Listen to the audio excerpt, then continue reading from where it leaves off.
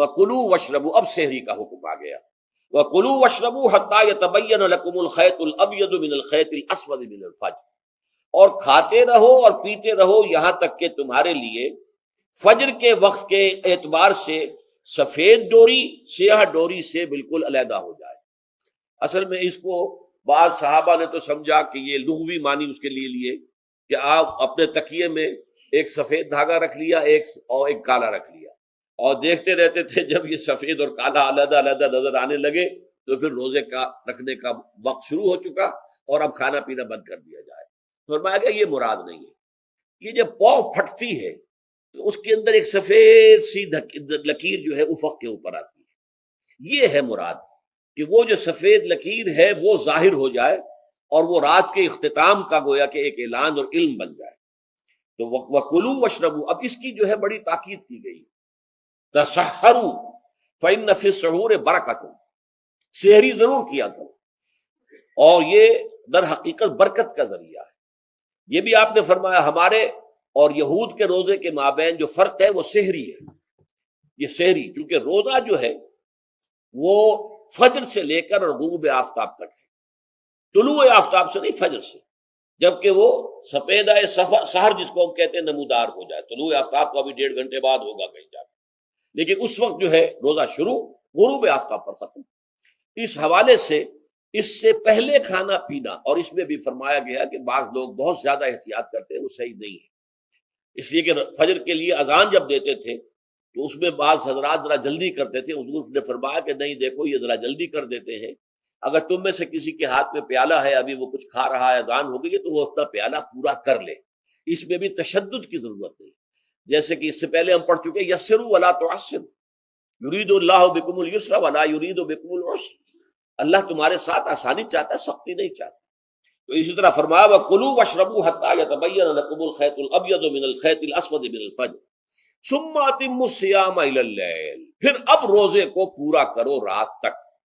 إِلَى اللَّيْلِ میں پھر بڑی بحثیں ہوئی ہیں، اس لفظ کی مناسبت سے اہل تشیع اس کے قائل ہیں کہ جبکہ خوب اندھیرا ہو جائے، لیکن اہل سنت کا اجماع ہے کہ غروب آفتاب اس سے مراد ہے، اس لیے کہ آغاز رات کا غروب آفتاب کے ساتھ، اور اس میں بھی احادیث کے اندر آیا ہے کہ تعجیل کرنی چاہیے۔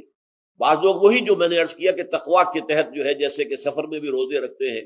یا 104 بخار کے درجے میں بھی وہ روزہ قضا کرنے کو تیار نہیں ہوتے،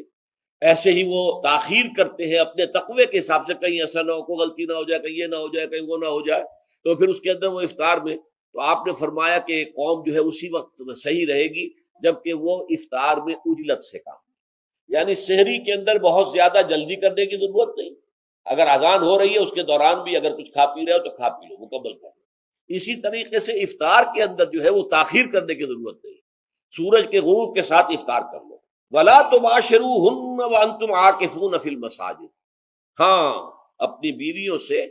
تم مباشرت نہ کرو، تعلق زن و شوق قائم نہ کرو جبکہ تم مسجدوں کے اندر معتکف ہو۔ یہ اعتکاف کا ذکر ہو گیا، رمضان کے آخری عشرے میں یہ اعتکاف جو مسنون ہے کہ 21ویں شب سے شروع ہو جائے گا، یعنی 20واں روزہ ختم ہوا اس کے ساتھ یہ اعتکاف شروع ہو گیا، اور پھر اعتکاف مسنون جو ہے وہ جب تک کہ چاند نظر نہ آ جائے شوال کا، عید کا، اس وقت تک یہ اعتکاف جاری رہے گا۔ یہ ہے مسنون اعتکاف، اس کی کیا حکمت ہے وہ میں بعد میں عرض کروں گا۔ تو یہ حکمت جو ہے اس کے حوالے سے گفتگو بعد میں ہو جائے گی، لیکن یہاں یہ بتا دیا گیا کہ یہ جو رمضان کی 20 راتوں میں اجازت دی گئی ہے اپنی بیویوں کے ساتھ ہم بستری کی، وہ اس معتکف کے لیے نہیں ہے۔ جو مسجد میں معتکف ہے تو ہاں اس کی اہلیہ آ سکتی ہے وہاں ملاقات کے لیے، کسی مشورہ کوئی کرنا ہے بہت ضروری ہے آ جائے، ملاقات ہو سکتی ہے، لیکن یہ کہ مباشرت نہیں ہو سکتی، وہ حرام ہے۔ فرمایا وَلَا تُبَاشِرُوهُنَّ وَأَنْتُمْ عَاكِفُونَ فِي الْمَسَاجِدِ تِلْكَ حُدُودُ اللَّهِ، یہ اللہ کی حدود ہیں، شریعت اسلامی کی یہ حدود ہیں، فَلَا تَقْرَبُوهَا، تو ان کے قریب تک مت جاؤ۔ قرآن مجید میں اس اعتبار سے دو انداز تعبیر ہے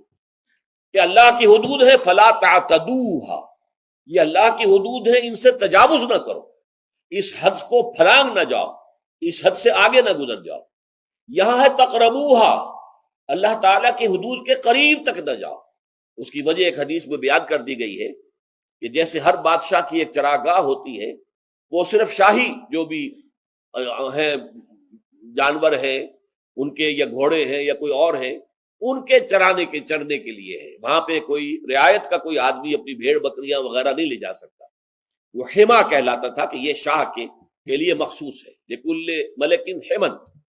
وحم اللہ محارمہ، اللہ بھی بادشاہ ہے کائنات کا، ارض و سما کا، اس نے بھی جن چیزوں کو حرام کر دیا ہے وہ حما ہے، اس میں داخل نہیں ہونا تمہیں۔ تو فرمایا کہ جو چرواہا اپنی بھیڑوں کو بالکل اس کی آخری حد تک لے جائے گا تو اندیشہ ہے کہ کوئی بھیڑ کوئی بکری چھلانگ لگائے اور اس چراگاہ میں داخل ہو جائے۔ اس لیے کیپ ایٹ اے ڈسٹینس، ایک فاصلے پر رہو۔ احتیاط کا تقاضا یہ ہے کہ اس آخری حد کے قریب نہ جاؤ، فلا تقربوہا، اس کے قریب نہ جاؤ۔ ان حدود کی تو سختی کے ساتھ پابندی کرنی ہے۔ ان کے لیے یہ ہے کہ ان کو نہ صرف یہ کہ ان سے تجاوز نہیں کرنا، بلکہ ان سے ذرا کچھ فاصلے ہی پر اپنے آپ کو رکھنا ہے۔ کذالک یبین اللہ آیاتہ للناس، اسی طریقے سے اللہ تعالیٰ واضح کرتا ہے اپنی آیات کو لوگوں کے لیے، وَلَعَلَّهُمْ يَتَّقُونَ، اور تاکہ وہ پھر تقویٰ کریں، بچیں۔ جب احکام معلوم ہو گئے اب بچنا آسان ہے، جب احکام معلوم نہیں تو اندیشہ ہے کہ کہیں کسی حرام کے اندر جو ہے وہ ملوث ہو جائے۔ جیسے کہ ایک حدیث میں آتا ہے کہ الحلال بین والحرام بین وبینہما مشتبہات، حلال کیا ہے یہ بھی واضح ہے، حرام کیا ہے یہ بھی واضح ہے، البتہ ان دونوں کے مابین کچھ چیزیں ہوتی ہیں متشابہات، پتہ نہیں حلال ہے کہ حرام ہے، تو تم بچو، ان چیزوں سے بھی بچو، اس لیے کہ اس کے اندر حرام ہونے کا اندیشہ ہے نا، لہذا ان سے بھی بچو۔ جو صریحاً حلال ہے اسی پر اکتفا کرو، جن کے بارے میں تعین نہیں ہو پا رہا ہے کہ وہ حلال ہیں، البتہ یہ بھی ثابت نہیں ہو رہا ہے کہ وہ حرام ہیں،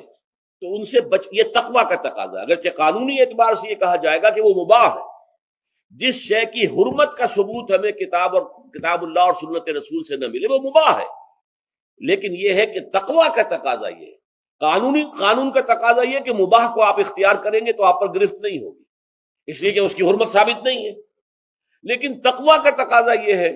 کہ آپ صرف اس شے پر اکتفا کریں کہ جس کے حلال ہونے کے لیے ثبوت اور دلیل موجود